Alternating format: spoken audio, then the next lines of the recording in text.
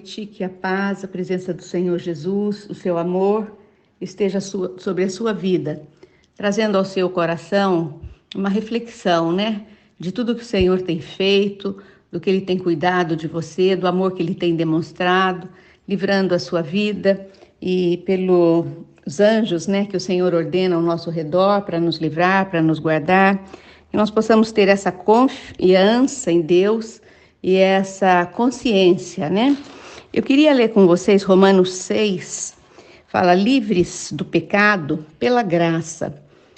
Eu e você podemos ser livres do nosso pecado pela graça, pelo favor imerecido do nosso Deus.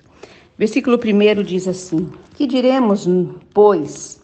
Permanecemos no pecado para que seja a graça mais abundante? Nós entendemos aqui que Paulo está nos ensinando que onde abundou o pecado, superabundou a graça. Então ele mesmo está fazendo uma pergunta para que nós possamos parar e pensar, Vamos permanecer no pecado, porque aí a graça será mais abundante? Será que está certo esse raciocínio? E no versículo 2, Paulo mesmo responde: de modo nenhum. Como viveremos ainda no pecado, nós, os que para ele morremos? Como que nós vamos permanecer pecando se nós entregamos a nossa vida para o Senhor Jesus? Se nós entregamos o nosso ser, se nós morremos para o pecado e aceitamos Jesus como nosso Senhor e Salvador? O terceiro versículo, diz o seguinte: porventura ignorais que todos nós que fomos batizados em Cristo Jesus, fomos batizados na sua morte? Você entende isso? Que quando nós fomos batizados em Jesus, nós fomos batizados pela morte dele, pelo sacrifício que ele fez, e através da morte nós fomos selados? Quando Jesus morreu, nós morremos também. E o batismo que nós praticamos para dizer para o mundo, para dizer para todas as pessoas que nós recebemos Jesus, esse batismo, ele sela a nossa morte carnal e sela a nossa ressurreição espiritual. Você entende isso? Versículo 4. Fomos, pois, sepultados com ele na morte pelo batismo, para que, como Cristo foi ressuscitado dentre os mortos, pela glória do Pai, assim também andemos nós em novidade de vida.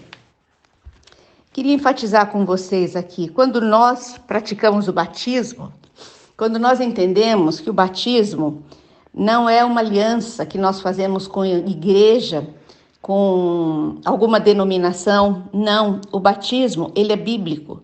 E você faz uma aliança com aquele que morreu na cruz por você. E você demonstra para ele que através da imersão nas águas, quando você entra nas águas, você está declarando a sua vida de pecado, a sua vida anterior sem Jesus. Quando você se submerge na água, que você mergulha, você está comemorando o sepultamento do velho homem, do homem carnal, do homem que era dirigido pelo seu coração.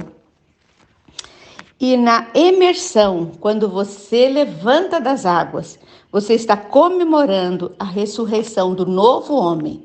Agora um homem, uma mulher que nasceu de novo. A palavra de Deus diz que todas as coisas já passaram. Eis que agora tudo se faz novo na nossa vida. Porque agora nós ressurgimos com uma vida espiritual diante do Senhor Jesus. Versículo 5. Porque se fomos unidos com ele na semelhança da sua morte, certamente o seremos também na semelhança da ressurreição. É verdadeiro isso. Se nós nos unimos a Jesus na morte, ele morreu por mim, e eu morro na minha vida carnal por amor a ele, com certeza nós temos a semelhança da ressurreição. Jesus ressurgiu dentre os mortos para uma vida eterna, e nós ressurgimos de um homem carnal para um homem agora espiritual. Você consegue entender a importância do batismo na nossa vida? Quando nós éramos crianças, nós fomos apresentados na igreja. Não importa em qual igreja, em qual denominação. Nós fomos apresentados, nossos pais nos levaram para que diante da comunidade, diante da igreja, diante do céu, diante do inferno, nós estamos declarando que nós entregamos aquela criança nas mãos de Deus. É um testemunho público de que o pai e a mãe estão entregando aquela criança, né, para ser direcionada por Deus. É algo espiritual, você entende? Sabendo, o versículo 6, sabendo isto, que foi crucificado com ele o velho homem, para que o corpo do pecado seja destruído e não sirvamos mais ao pecado como escravos. Que coisa linda, né? O homem antes, o homem carnal, ele foi crucificado, né, com aquele corpo do pecado, da carne, dos seus desejos do coração. Agora, nós não deixamos de ter esses desejos carnais do nosso coração, mas agora nós temos conhecimento e nós pedimos a Deus que não permita que nós vivamos no pecado da nossa carne, dos nossos desejos. Versículo 7. Porquanto quem morreu está justificado do pecado em Jesus Cristo. Ora, se já morremos com Cristo, cremos também que com Ele viveremos. Esta é a certeza que nós temos depois daquele encontro que você teve com Jesus, depois daquele batismo que você realizou, onde você está dizendo, como Jesus, né, morreu por mim, eu estou morrendo também por mim e ressurgindo espiritualmente. Então, se nós morremos com Ele, nós estamos justificados por Ele dos nossos pecados. Versículo 8. Ora, se já morremos com Cristo, cremos que também com Ele viveremos. Já tinha lido, desculpa. Então, viveremos com Ele e para sempre, numa eternidade no céu, na presença do Senhor. Versículo 9. Sabedores de que, havendo Cristo ressuscitado dentre os mortos, já não morre, a morte já não tem mais domínio sobre ele. Jesus Cristo, ele ressuscitou. É o único Deus que ressuscitou, que venceu a morte. Então é por isso que nós cremos nele, um Deus que venceu a morte, um Deus que ressurgiu da morte e pode nos dar vida eterna. Versículo 10. Pois quanto a ter morrido de uma vez para sempre, morreu para o pecado, mas quanto a viver, vive para Deus eternamente. Nós morremos, quando nós aceitamos Jesus, nós morremos para o pecado.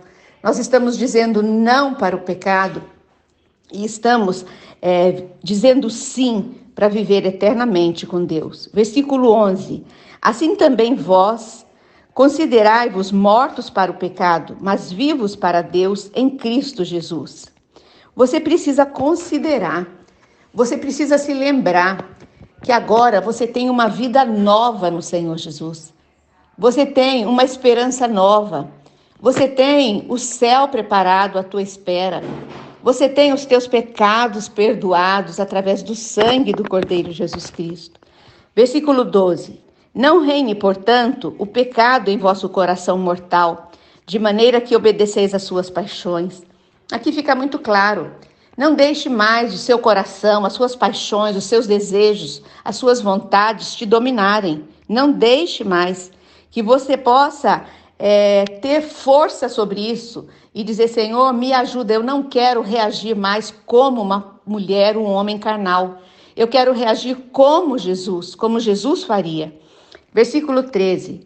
Nem ofereçais cada um os membros do seu corpo ao pecado, como instrumento de iniquidade, mas oferecei-vos a Deus como ressurretos dentre os mortos, e os vossos membros a Deus como instrumentos de justiça. Aqui o Senhor fala com respeito ao nosso corpo carnal, um corpo que logo se findará, mas enquanto estamos vivos, nós temos que cuidar para que o nosso corpo, os nossos membros, eles não sejam usados na prática do pecado, não sejam usados como instrumento de iniquidade, de pecado, mas que nós tenhamos a percepção, a sabedoria de oferecer a Deus os nossos corpos, os nossos membros, como instrumento de justiça, de amor, de santidade. Você tem pensado sobre isso? Sobre como você tem usado o seu corpo para engrandecer o nosso Deus? Eu queria terminar o versículo 14 que diz: porque o pecado não terá domínio sobre vós, pois não estáis debaixo da lei, e sim debaixo da graça. Graça é o que na sua vida e na minha? É favor, é bondade imerecida de Deus que Ele traz sobre nós. A graça do Senhor, Ele vem sobre aquele que é dele, que é convertido, aquele que recebeu Jesus como Senhor.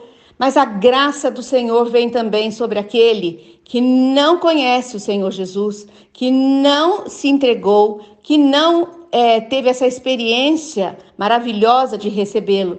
Porque a graça é amor incondicional, é amor imerecido que o Senhor derrama sobre todos nós. Que o Senhor te abençoe, que o Senhor te guarde e que essa mensagem venha fazer você parar e pensar e ter uma mudança de vida diante do Senhor Jesus.